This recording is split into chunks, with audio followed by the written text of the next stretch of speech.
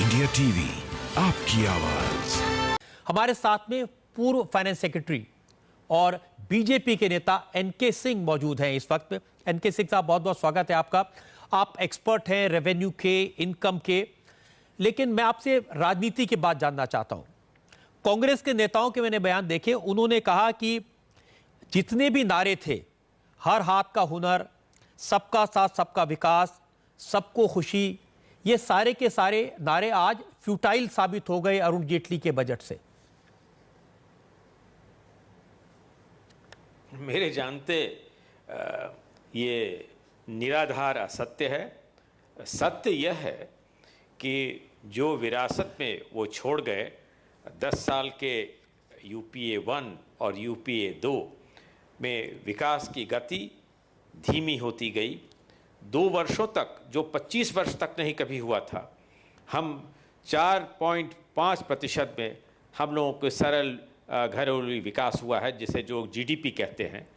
Inflation आसमान पे था, करंट अकाउंट डेफिसिट आसमान पे है, लोगों का भरोसा, पूंजी निवेशों का भरोसा घट गया था।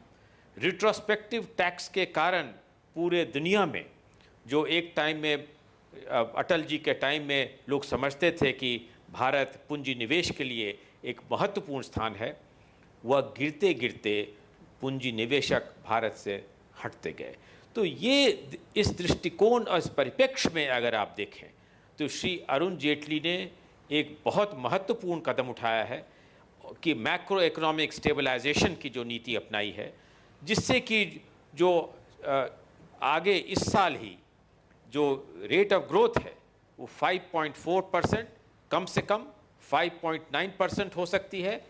टैक्स के जहाँ तक राजस्व का मामला है, राजस्व के मामले में उन्होंने बहुत महत्वपूर्ण कदम उठाए हैं। केवल यही नहीं कि जो उन्होंने एग्जम्पशन की लिमिट बढ़ा दी है, मगर जो टैक्स की नीतियाँ हैं, जो टैक्स की प्रणाली है और लोगों और टैक्स वसूलने वालों के बीच में जो वर्तमान स्थिति है, उसमें एक बहुत महत्वपूर्ण उन्होंने परिवर्तन लाया है, इंस्टीट्यूशनल चेंजेस लाए हैं। तो मेरे जानते कांग्रेस वालों को अभी भी ये एहसान नहीं हो रहा है कि चिदम्बरम साहब के बजट के बाद कोई दूसरा आदमी बजट बना सकता है, लेकिन श्री अरुण जेटली साहब ने बहुत कम समय में ये सिद्ध किया कि ये जो एक बात में सिंह साहब का भी बजट है। सिंह साहब, आपसे जानना चाहता हूं, क्या आपको भरोसा है कि आज जो अरुण जेटली ने बजट पेश किया है, इससे इन्वेस्टर्स के मन में वापस विश्वास पैदा होगा, फिर से एनवायरनमेंट चेंज होगा देश के लिए?